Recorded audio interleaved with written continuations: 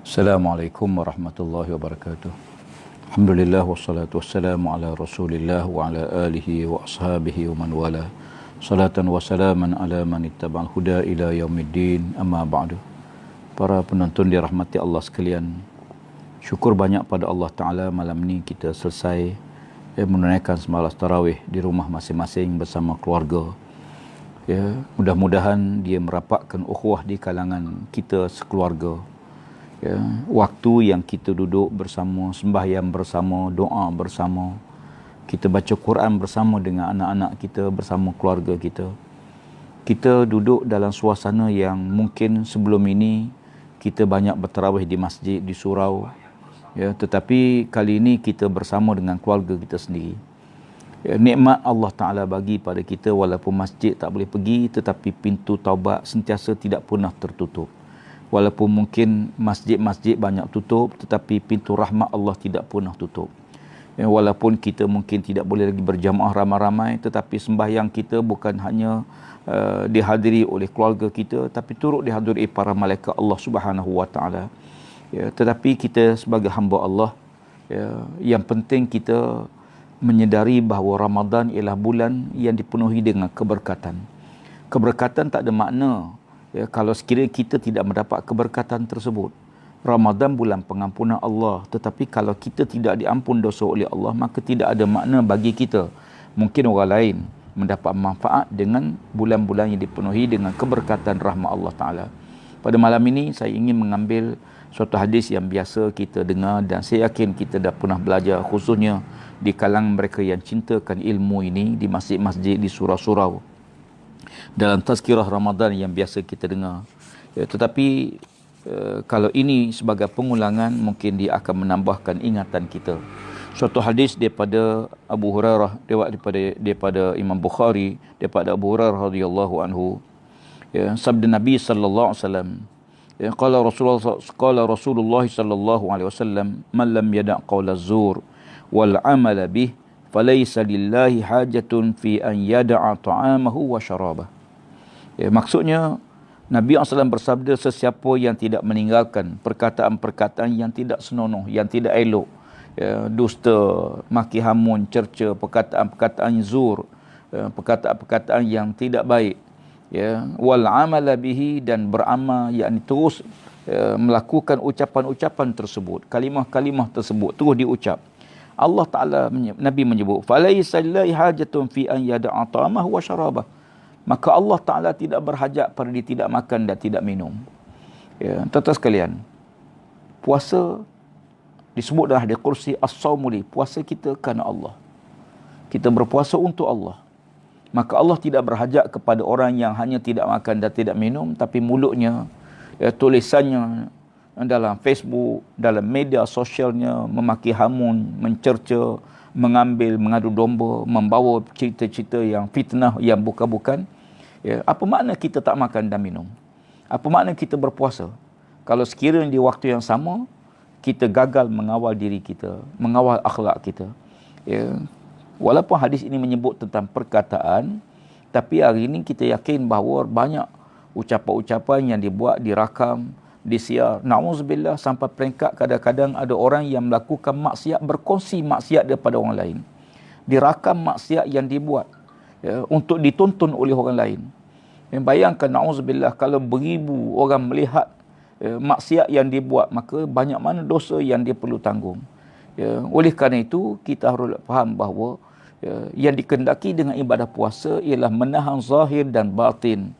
Zahir tak makan tak minum, tapi batin juga mulut tidak berkata kalimah-kalimah yang bukan-bukan.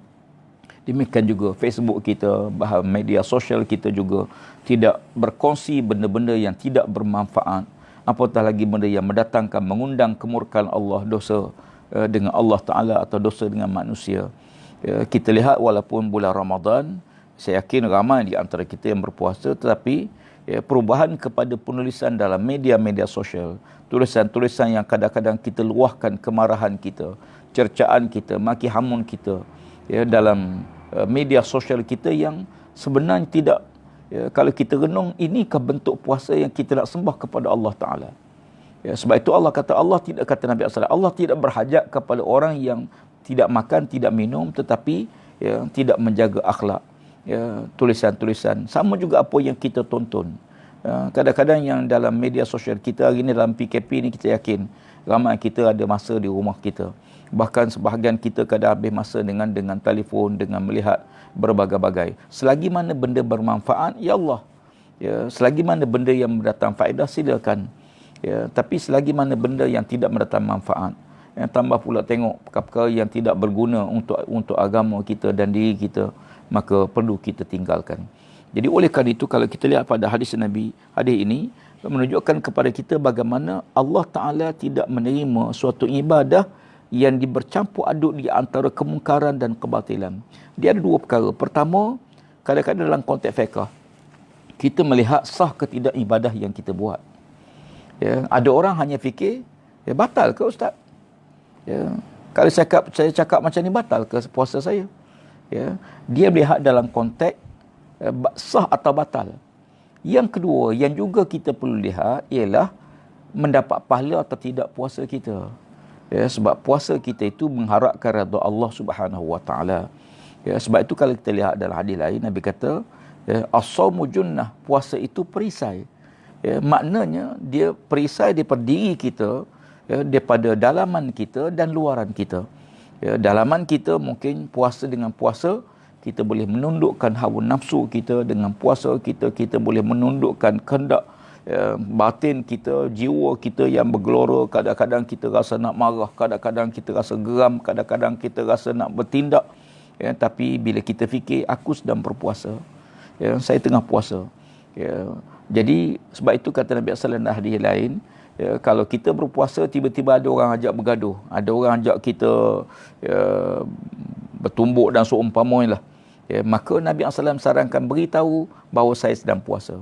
Sebenarnya kita beritahu kepada orang lain kita sedang berpuasa, ya, menunjukkan bagaimana sikap kita, bahawa kita tidak bertindak itu kerana menghormati ya, Ramadan, bulan dia diberkati Allah, menghormati ibadah kita kepada Allah Subhanahu Wa Taala.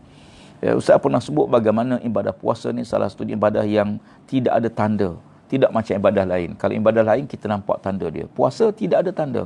Kita tak nampak orang tu berpuasa. Ya, tetapi ya, kita tahu bahawa kita sejauh mana puasa kita. Maka oleh kerana itu, dalam ruang waktu yang ada ini, maka marilah sama-sama kita menjaga perkara tersebut. Mudah-mudahan puasa kita bukan saja mendapat pahala di sisi Allah Subhanahu Wa Taala, tetapi dia mendatangkan nikmat yang besar.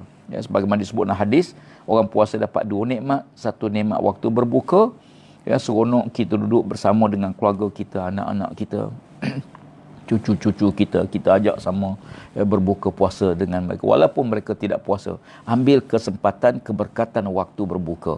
Kerana saat berbuka ni saat yang diberkati oleh Allah Ta'ala. Ajak mereka sama. Yang keduanya, gembira waktu bertemu dengan Allah Subhanahu Wa Ta'ala. Sehingga ya, orang berpuasa disediakan syurga yang khas. Ya, Ar-Rayyan, syurga khusus bagi orang puasa.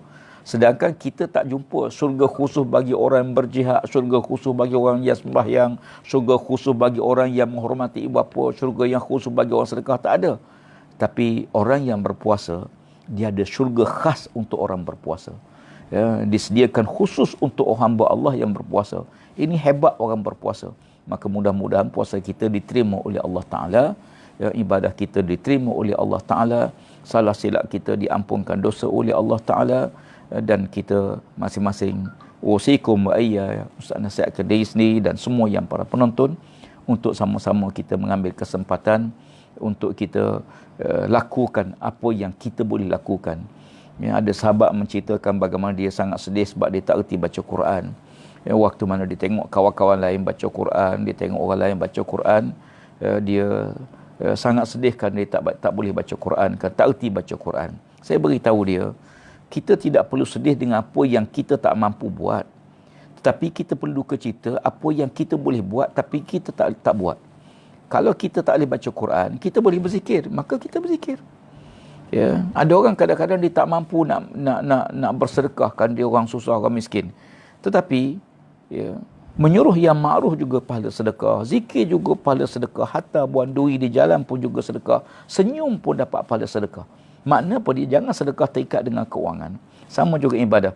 Ya, sahabat kita tak erti baca Quran, tak apa. Tapi kita boleh berzikir, maka kita berzikir. Ya, orang lain boleh baca Quran, ya, maka dia baca Quran. Kita tak erti, tapi kita berzikir. Dan kita berusaha untuk belajar sikit-sikit. Kerana orang yang merangkak-rangkak membaca Quran dapat 2 pahala kata Rasulullah.